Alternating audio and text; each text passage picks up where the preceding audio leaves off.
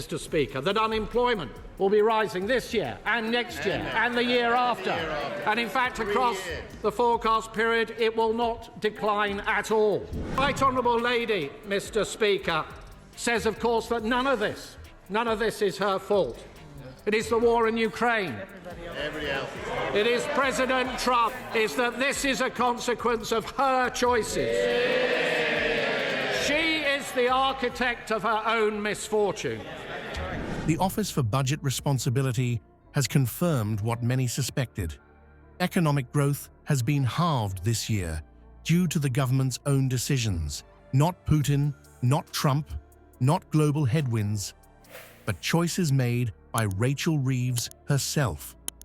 This devastating admission came as the Shadow Chancellor systematically exposed the contradictions between what Reeves promised and what her budget actually delivers. If you've felt the economic pinch lately, this video explains exactly why and who's truly responsible. The Shadow Chancellor's words have cut to the very core of Rachel Reeves's economic charade. This is going to mean prices bearing down on households and on businesses right across the country because of her choices, not because of global forces beyond control, not because of inherited circumstances, because of her choices. Speaker, at the last budget, the Right Honourable Lady said that she would bring stability to the public finances.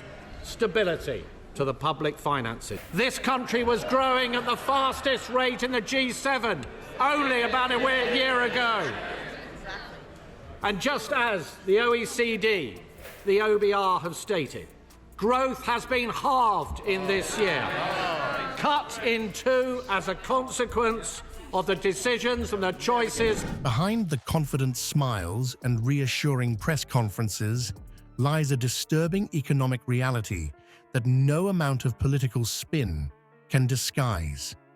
Reeves has presented her budget as a masterclass in fiscal responsibility and economic revival, promising stability, growth, and prosperity for British families.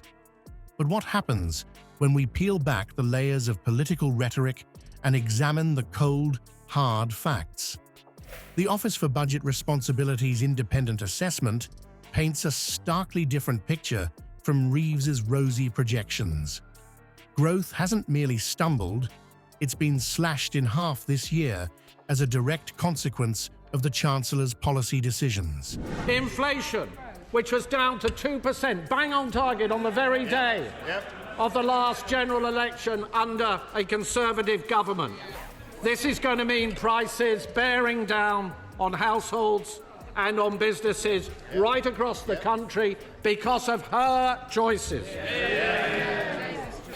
We are now told this year will be running at twice the level as was forecast under ourselves in 2024.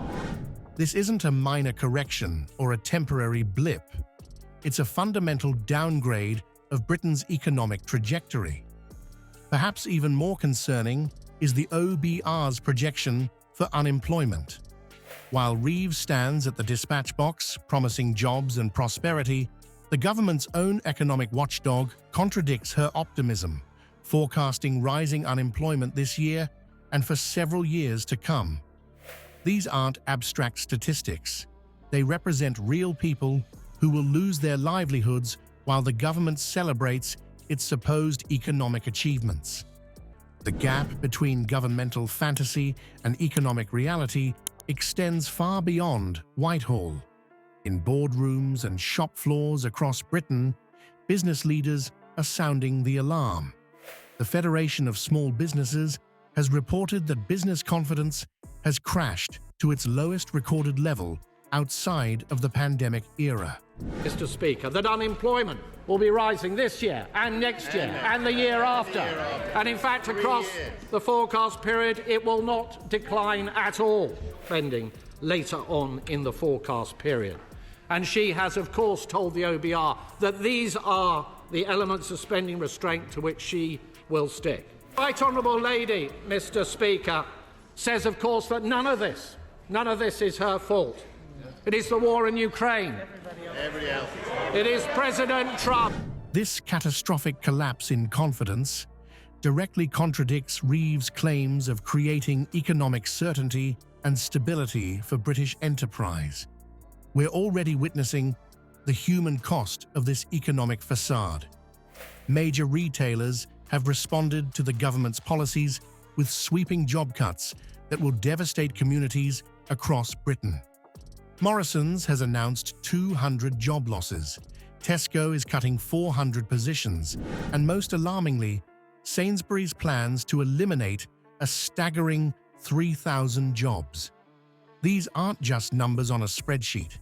They represent families facing uncertain futures because of decisions made in Westminster. When confronted with these devastating economic indicators, Reeves's response has been particularly telling. Rather than acknowledging the impact of her own policy choices, she's constructed an elaborate blame game, pointing fingers at external factors like the war in Ukraine and shifting global politics. This deflection strategy reveals a fundamental unwillingness to take responsibility. Mr. Speaker, that unemployment will be rising this year and next year and the year after. And in fact, across the forecast period, it will not decline at all. Right Honourable Lady, Mr. Speaker, says, of course, that none of this is her fault. It is the war in Ukraine. It is President Trump. Is that this is a consequence of her choices. She is the architect of her own misfortune. For the economic consequences of her decisions. The Shadow Chancellor's critique reached its most damning point when addressing Reeves's fiscal targets. She had loudly proclaimed these targets would restore market confidence. Yet the OBR's assessment revealed she had gone underwater to the tune of £4.1 billion, missing her own benchmarks by an enormous margin. This isn't merely a case of slightly optimistic projections. It represents a fundamental failure to meet the very standards she established. Behind these macroeconomic indicators lies a deeply human story. The Federation of Small Businesses has revealed that a third of affected businesses are now planning to shed jobs as a direct result of current economic conditions. Each of these job losses represents a person facing unemployment, a family dealing with financial uncertainty, and a community losing vital economic activity. While politicians debate abstract economic principles in Parliament, real people are living with the consequences of their decisions. This economic facade isn't just about misleading statistics or political grandstanding.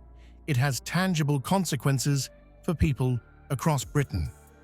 When a small business closes its doors permanently, it doesn't just represent a data point in an economic report.